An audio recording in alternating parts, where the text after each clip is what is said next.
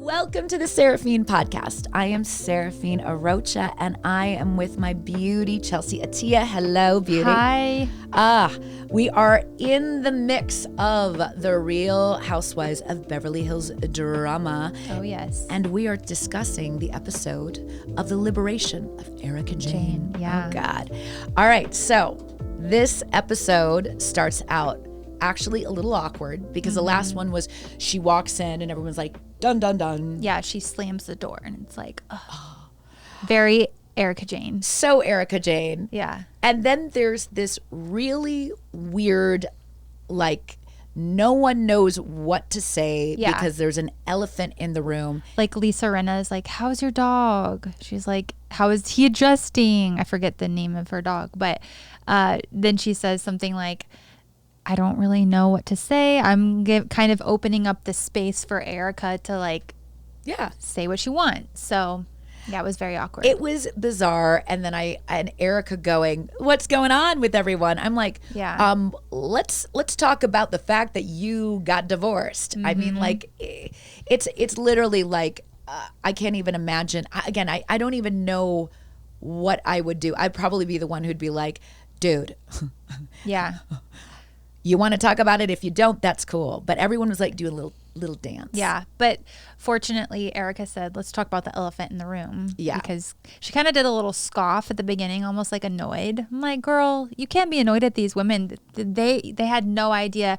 I did like that she explained why she didn't inform the ladies. You know, she was like, I didn't think it'd be fair to give you this kind of information because this is going to be like a legal battle, and he happens to be a lawyer, so he knows what he's doing.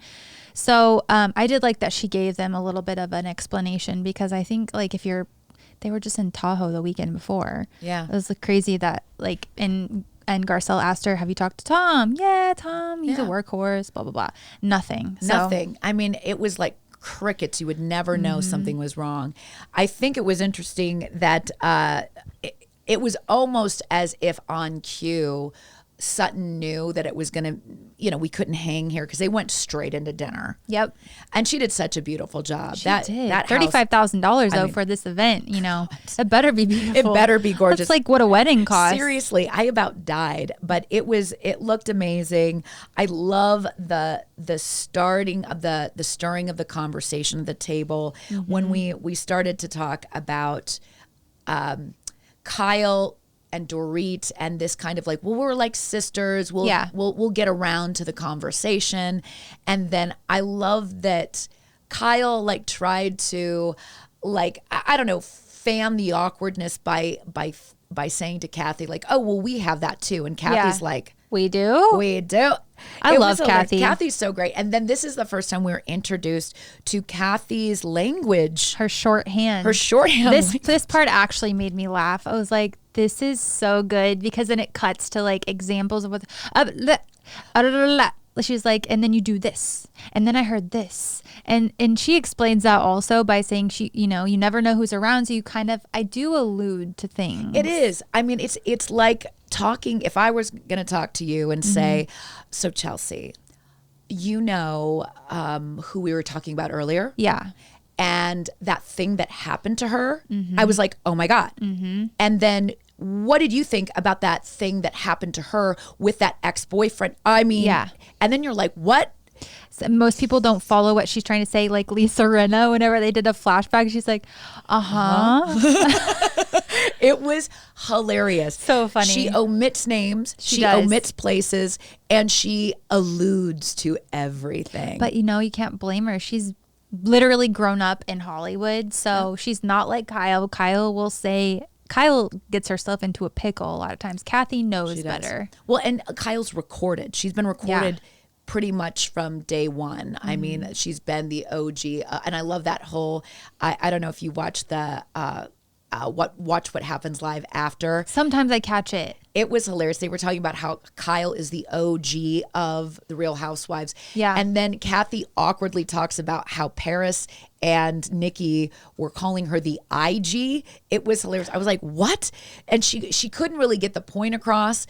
But everyone was kind of like, what are you talking about? but it was hilarious because we all know that the Hiltons have their little sayings, like Paris said, she's sliving. Yes. So that she was trying to have that kind of banter, and like Andy Cohen's like, what the fuck are you talking about? It was hilarious. So anyway, we go into the conversation into caviar at the table, and we're talking about the fact that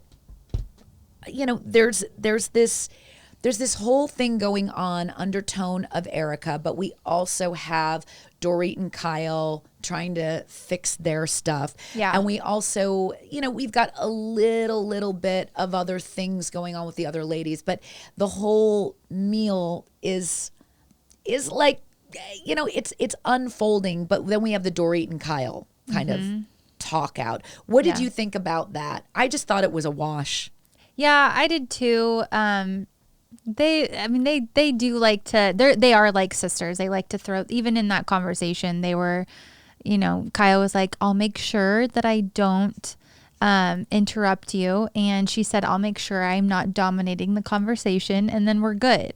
So, and then when you really think about it, as they had some space away from it, they realized how stupid the fight was. Yeah, Dorit said, she's like, knowing about Erica's problems, like what we're going through is so silly. Totally. So I'm glad they realize it. It was definitely cool, but for a $35,000 party, I feel like poor Sutton should have gotten a little bit more coverage. I think so too. But by the way, did you see that someone was putting caviar just on their baked potato like they would do butter? Oh my God. I think it was a baked potato. Yeah, it was. It was like, hilarious. I mean, it was hilarious. I have to say. The thing is, though, is that I have had, they have it over at a restaurant here called Corvino. They make these like gourmet tater tots, and they put like an egg and butter and the caviar on top of the tater tot. Really? It must be so a good. thing. Yeah. It's delish. I'll have to try but it anyway, someday. we did the dessert outside was like, again, I felt so bad for freaking Sutton. I was like, you paid for all of that, and they took one bite and they're like, it's cold, let's go back, party over. Yes. And so is being a Beverly Hills housewife. I mean, it was like, that was so quick. I was like, that's how they roll. Then we have we go into Erica quite a bit. Yes.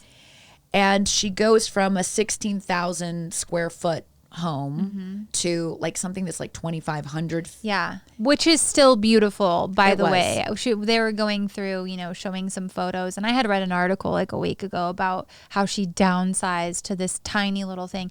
Okay, it's $7,000 a month. Yeah, to rent.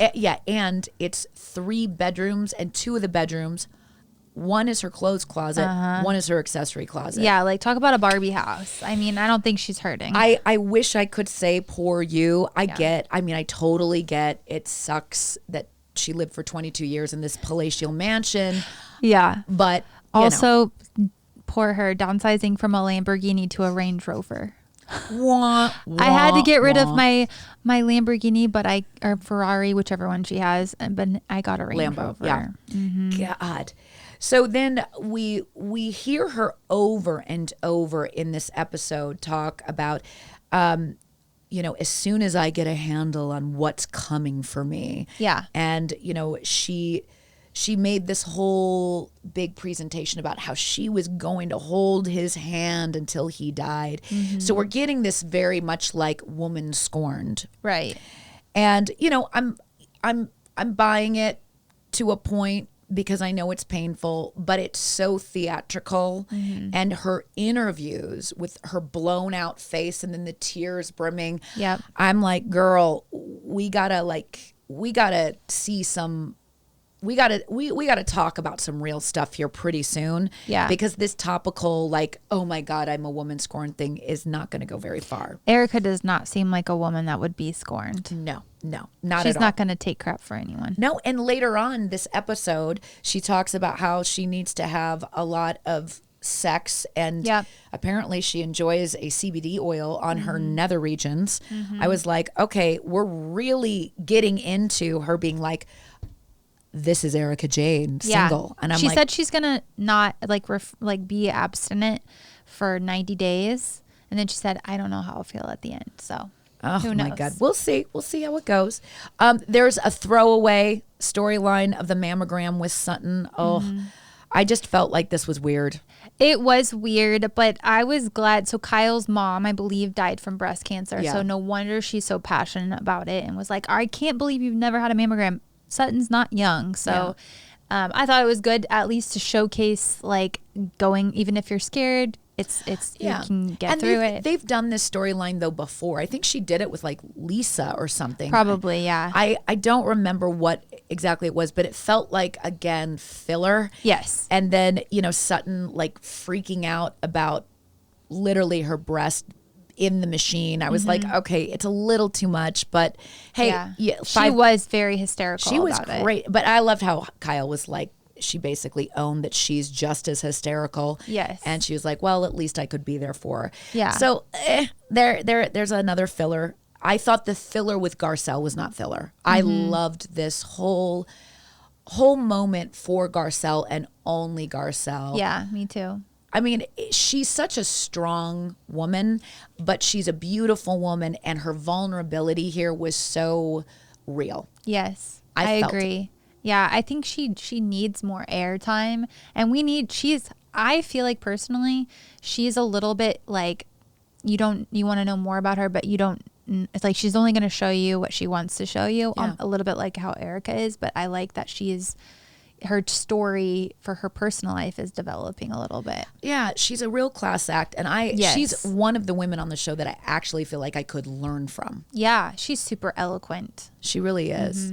Thoughtful, a good friend. Yes. I mean, how she handled the Denise situation, I'm like, I want to be Garcelle's friend. Yeah. I did really like how she addressed her strength, and I think a lot of African American women are put in a position to where they have to show that they're strong, that they're showing up for their family, they're showing up for their husband. Yeah. And then she gets teary-eyed when she talks about her coming from, she says she came from a place of privilege. Yeah. Which blew my mind that she went there, and she did it in such a beautiful way, saying, I got a chance to be here in the United States. I have this modeling career.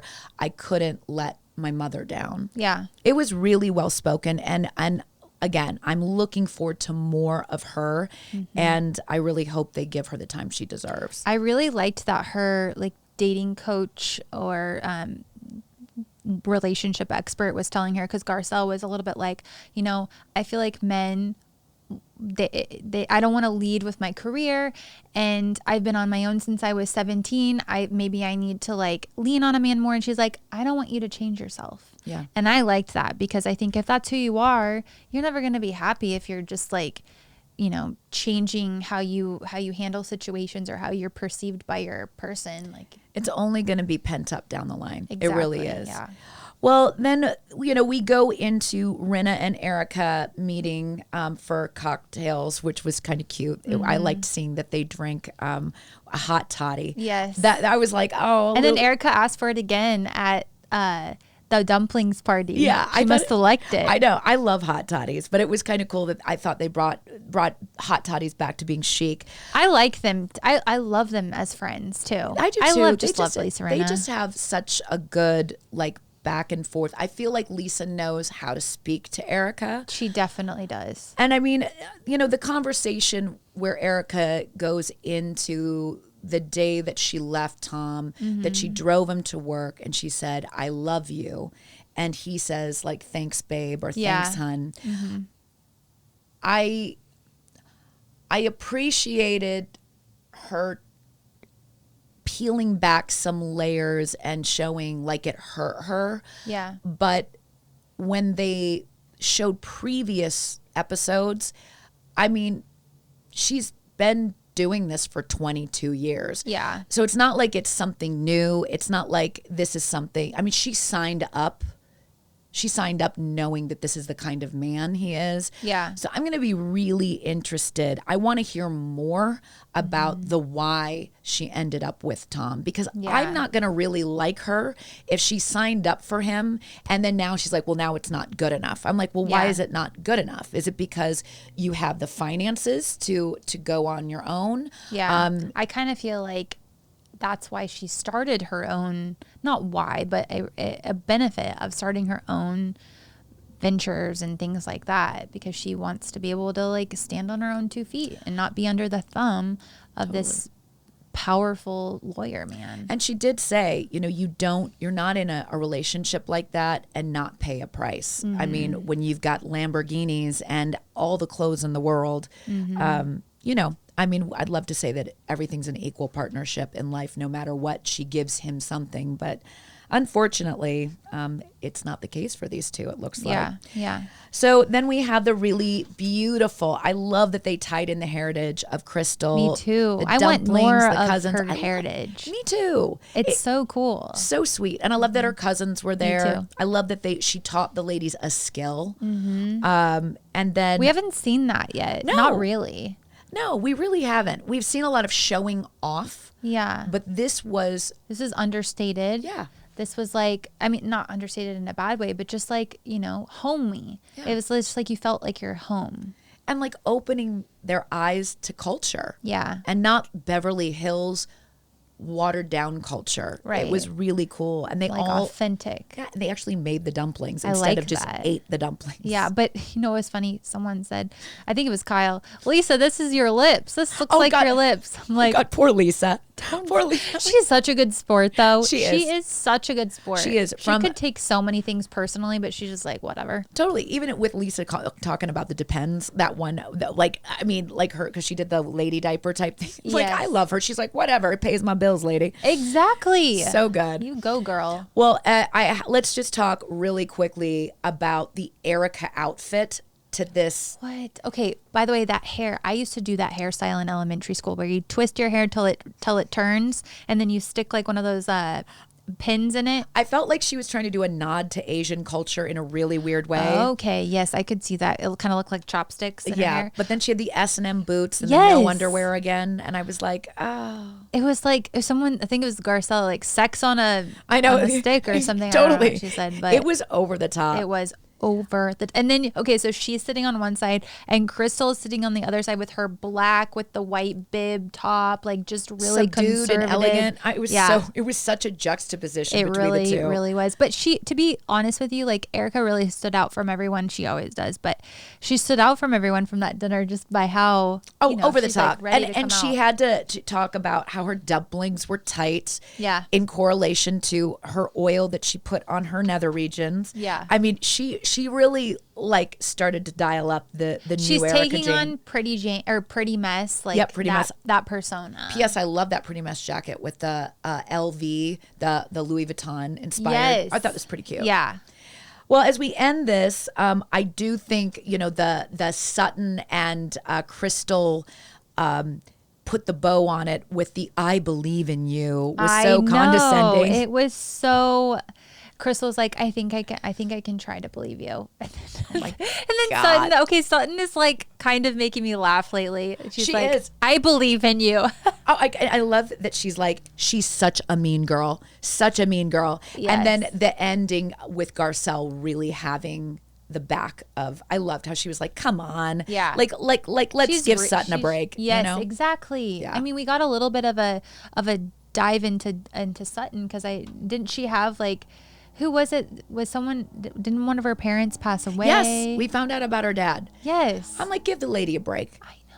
But I also think she's a little bit fun. She's got a little, she's fun. She's kooky. She's annoying sometimes. She's but annoying sometimes, yes. She knows how to take it and say sorry. Yeah. So True. It's going to be interesting to see this next episode. There look like the scenes coming up look dramatic, and I can't wait to see it. Of course they are. It's going to be amazing. Thank you guys so much for joining us for this episode of the Seraphiend podcast. And please let us know what you think about Miss Erica Jane. I mean, are you buying it? Are you buying it? Or are you not? I mean, it's interesting. I'm not really buying it. I wish I could be all girl power, but with her, I'm kind of like, let's be real here. Yeah. Other than that, click like and subscribe. Me and Chelsey are signing off. See you guys later.